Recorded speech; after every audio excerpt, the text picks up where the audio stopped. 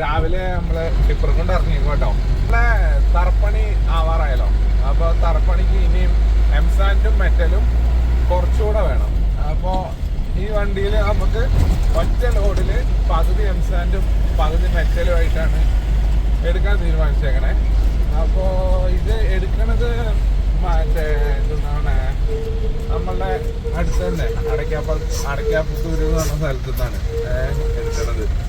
അപ്പൊ എന്തായാലും അവിടെ ചെന്നിട്ട് സംഭവം എടുത്ത് നമുക്ക് പറമ്പിൽ പോയിട്ട് തട്ടാം. ഓക്കെ, ഇന്നിപ്പോ ഞായറാഴ്ച ആയതുകൊണ്ട് നേരത്തെ പോകും. 9 മണി വരെ ക്രഷറുള്ളൂ. എന്തായാലും നമുക്ക് ക്രഷറിൽ ചെന്നിട്ട് കാണാം. Okay, bye bye.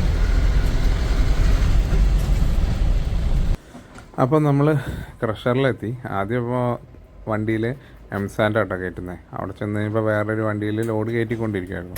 അങ്ങനെ അത് കഴിഞ്ഞിട്ട് നമ്മളുടെ വണ്ടിയിൽ പകുതി എംസാൻഡ് കയറ്റി. അങ്ങനെ ആ പകുതി കയറ്റിയ എംസാൻഡ് വണ്ടി കൊണ്ട് മെറ്റൽ കയറ്റാൻ വേണ്ടിയിട്ട് ഈ വലിയ ടാങ്കിൻ്റെ അടിയിൽ കൊണ്ടുവന്ന് വണ്ടി നിർത്തി. ഒരു ചേട്ടൻ വന്ന് അവിടുത്തെ ഒരു ഓപ്പറേറ്ററാണ്. ഇത് ഈ അടപ്പ് ലിവർ ഇട്ടിട്ട് തുറന്നു കഴിഞ്ഞപ്പോഴേക്കും അതിൻ്റെ ഉള്ളിൽ നിന്ന് മെറ്റൽ അങ്ങനെ വണ്ടിയിലേക്ക് ഏകദേശം ഒരു 1-2 മിനിറ്റ് മതി കേട്ടോ. അതേപോലെ ഒരു വണ്ടി ഫുള്ളായിട്ട് മെറ്റൽ നിറഞ്ഞ് കിട്ടണമെന്നുണ്ടെങ്കിൽ അത്രയ്ക്ക് ഫാസ്റ്റാണ്, അത്രയ്ക്ക് ടെക്നോളജിയാണ് ഇതിനകത്ത് ഇതൊക്കെ ഇപ്പോൾ ഉപയോഗിച്ചുകൊണ്ടിരിക്കുന്നത്. എന്തായാലും 1 മിനിറ്റിനകം തന്നെ നമ്മളുടെ വണ്ടിയിൽ ഫുള്ള് മെറ്റൽ നിറച്ചു. മെറ്റലിന് ഇത് നിറച്ചിട്ട് ലെവലാക്കാനുണ്ട്. അവരുടെ കയ്യിൽ വലിയൊരു തൂമ്പയല്ല, ഒരു പരന്നൊരു സാധനമുണ്ട് ഈ കാണുന്ന വണ്ടി. അതുകൊണ്ട് മൊത്തത്തിൽ ലെവലാക്കും. വണ്ടിയുടെ ബോഡി ലെവലിലാണ് സാധനം നിറച്ച് തരുള്ളൂ. അങ്ങനെ എംസാൻഡും പകുതി നിറച്ച മെറ്റലും കൂടെ ആയിട്ട് നമ്മൾ അവിടെ നിന്നും പോരുകയാണ്. ഈ കാണുന്ന ടാങ്ക്, അതായത് ഇത് ഫുള്ള് മെറ്റലാട്ടോ. അതും ഈ 3 സൈഡിൽ ചിലപ്പോൾ 3 സൈസ് മെറ്റലുകളുണ്ടാവും കേട്ടോ. അതായത് 1/2 ഇഞ്ച്, 3/4 ഇഞ്ച്, 1 ഇഞ്ച് അങ്ങനെയൊക്കെ പറഞ്ഞുകൊണ്ട് സൈസ് അനുസരിച്ചിട്ട് മെറ്റൽ. ഈ ടാങ്കിൽ ആ കോൺക്രീറ്റ് ചെയ്ത ഭാഗം ഫുള്ള് മെറ്റലാണ്. അത് അപ്പുറത്തുനിന്ന് പാറ പൊടിച്ച് ഇങ്ങനെ വരുന്നതാണ്. അപ്പോൾ എന്തായാലും സംഭവം റെഡിയായിട്ട് വണ്ടി ഫുൾ ലോഡ് ചെയ്ത് നമ്മൾ പോരുകയാണ്. ഈ വണ്ടി ആമ്പാടത്ത് ടിപ്പർ സർവീസ് എൻ്റെ കൂട്ടുകാരൻ്റെ വണ്ടി തന്നെ കേട്ടോ. അതിലാണ് നമ്മളിതെല്ലാം എടുക്കാൻ പോകുന്നത്. അങ്ങനെ നമ്മുടെ വീട് പണിയുന്നിടത്തേക്ക് എത്തി. ആദ്യം മെറ്റൽ ഒരു സൈഡിൽ തട്ടി, അത് കഴിഞ്ഞിട്ട് എംസാൻഡ് അതിൻ്റെ തൊട്ടപ്പുറത്തും തട്ടി. അങ്ങനെ രണ്ടും കൂടെ സെറ്റായിട്ടുണ്ട്. ഇതുകൊണ്ട് നമ്മളുടെ തറപ്പണി തീരുമെന്ന് വിചാരിക്കുന്നു. എന്തായാലും നോക്കാം. അങ്ങനെ നമ്മളുടെ എംസാൻഡ് മെറ്റലൊക്കെ ഇന്നേക്ക് അടിച്ചോട്ടോ. ഇനി നമുക്ക് തറപ്പണി. തറ ഇപ്പോൾ നിലവിൽ ലെവലാക്കിയിട്ടുണ്ട്. നല്ല ഫ്ലോറ് ഫുള്ളായിട്ട് മണ്ണ് ഒക്കെ അടിച്ച് അതിൽ വെള്ളമൊക്കെ ഒഴിച്ച് കലക്കി സംഭവം ഫുള്ള് സെറ്റാക്കി.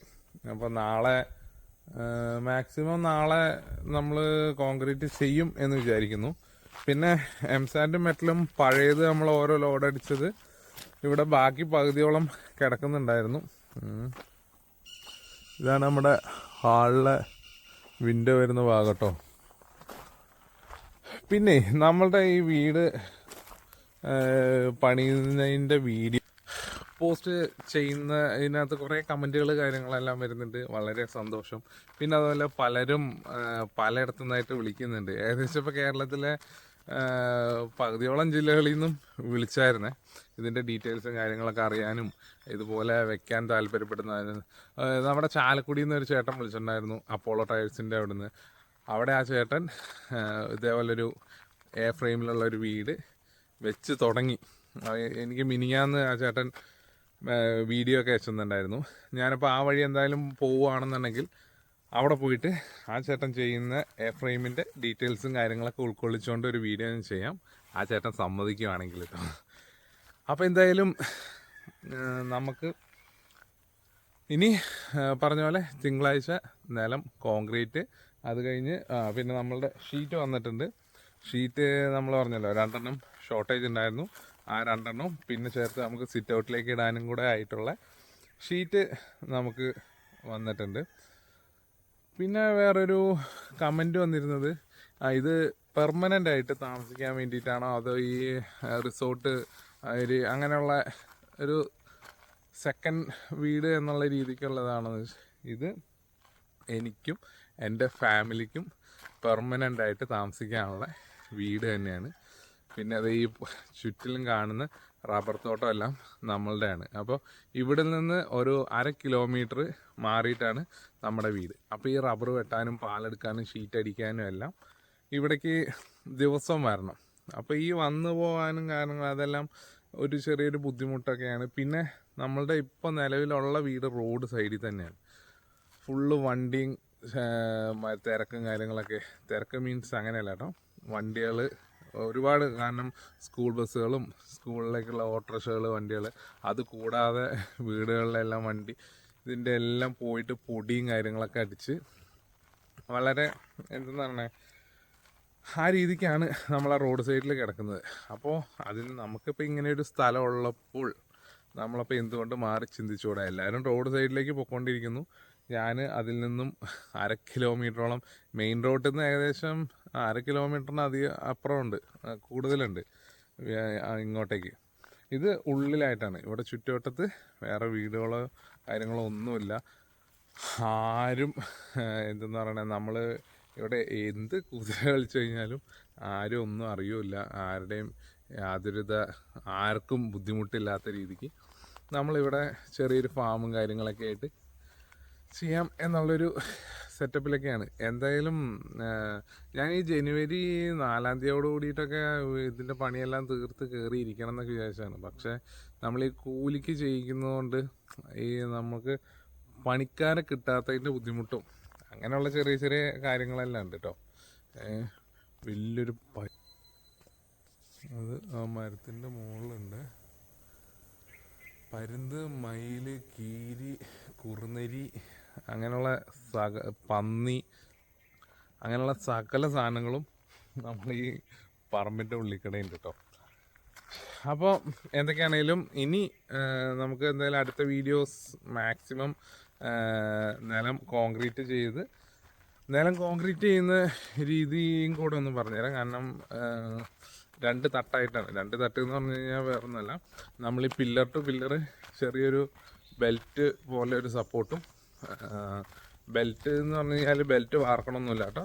അതെന്തുകൊണ്ടാണെന്ന് വെച്ച് കഴിഞ്ഞാൽ ഇതിപ്പോൾ ഏകദേശം നമ്മളിപ്പോൾ മണ്ണിട്ട ലെവലിൽ നിന്ന് ഈ പില്ലറിൻ്റെ പ്ലേറ്റിൻ്റെ മുകളിലേക്കാണ് നമ്മൾ ഇത് കോൺക്രീറ്റ് ചെയ്യാൻ ഉദ്ദേശിക്കുന്നത്. അപ്പോൾ ഇതിൽ നിന്ന് ഈ പ്ലേറ്റിൻ്റെ നെറ്റിൻ്റെ മുകളിൽ വരെ ചെയ്യണം എന്ന് വിചാരിക്കുന്നു. അപ്പോൾ ഇത്രയും കോൺക്രീറ്റ് ചെയ്യണമെങ്കിൽ ഈ ഒരു ലോഡ് എംസാൻഡും മെറ്റലും കൊണ്ട് നമുക്ക് നടക്കില്ല. അപ്പോൾ അതുകൊണ്ട് എന്താണെന്ന് വെച്ച് കഴിഞ്ഞാൽ ആദ്യം ഒരു 2 ഇഞ്ച് കനത്തിൽ ഫുള്ളായിട്ട് കോൺക്രീറ്റ് ചെയ്തിട്ട് ഈ പില്ലർ ടു പില്ലറിൻ്റെ ഇടയ്ക്കടെ ബെൽറ്റ് പോലെ 6 ഇഞ്ച് വീതിയിൽ ബാക്കി ഇത് മൂടുന്ന രീതിക്ക് ഫുള്ളായിട്ട് കോൺക്രീറ്റ് ചെയ്യാം എന്നാണ് ഇപ്പോൾ തീരുമാനിച്ചിരിക്കുന്നത്. അപ്പോൾ നമ്മൾ ഇങ്ങനൊരു വീട് ആയതുകൊണ്ട് ഓരോരോ സാഹചര്യങ്ങൾക്കനുസരിച്ചിട്ട് നമ്മൾ ഓരോ കാര്യങ്ങളും ചേഞ്ച് ചെയ്തുകൊണ്ടിരിക്കുന്നുണ്ട് കേട്ടോ. അപ്പോൾ അത് സാഹചര്യങ്ങൾ അങ്ങനെ ആകുന്നതുകൊണ്ടാണ്. കാരണം ഓരോരുത്തർ ഓരോ രീതിക്ക് പറയും. പിന്നെ വേറെ കാര്യങ്ങളുണ്ട്. കാരണം നമ്മൾ കട്ട കെട്ടാൻ ഉദ്ദേശിച്ചതല്ല, പക്ഷേ കട്ട കെട്ടിക്കഴിഞ്ഞാലാണ് ഈ ഔട്ടർ ഈ നമ്മൾ സെൻട്രലിൽ കൂടെ കൊടുത്ത് ഉത്തരത്തിന് ഒന്നും കൂടെ സ്ട്രോങ് ആവുകയുള്ളൂ. അപ്പോൾ അതുകൊണ്ടൊക്കെയാണ് ഓരോരോ കാര്യങ്ങളും നമ്മളങ്ങനെ മാറ്റിക്കൊണ്ടിരിക്കുന്നത്. പിന്നെ ആദ്യമായിട്ട് വെക്കുന്നതിൻ്റെ ഒരുപാട് അബദ്ധങ്ങളും കാര്യങ്ങളെല്ലാം ഈ വീട്ടിലുണ്ട്. എന്തായാലും മാഷാ അല്ലാ എല്ലാം ശരിയാവട്ടെ. അപ്പം എൻ്റെ അടുത്ത് ഇതുപോലെയുള്ള വീടുകൾ ചെയ്ത് കൊടുക്കുന്നുണ്ടോ, ചെയ്തു തരാൻ പറ്റുമോ എന്നെല്ലാം ചോദിച്ചിട്ടുണ്ട്. ഈ വീട് പണി തീർന്ന് നിങ്ങൾക്ക് വരാം, വന്ന് കാണാം, വന്ന് കണ്ടിട്ട് ഇഷ്ടപ്പെടുവാണെങ്കിൽ ഞാൻ മുന്നിൽ നിന്ന് നിങ്ങൾക്ക് ചെയ്തു തരുന്നതുകൊണ്ട് എനിക്ക് യാതൊരുവിധ കുഴപ്പമില്ല. അപ്പോൾ എന്തായാലും ഇനി വീടിൻ്റെ ബാക്കിയുള്ള പരിപാടികളെല്ലാം കഴിഞ്ഞിട്ട് നമുക്ക് വീണ്ടും കാണാം. അതുവരെ ബൈ ബൈ, താങ്ക് യു.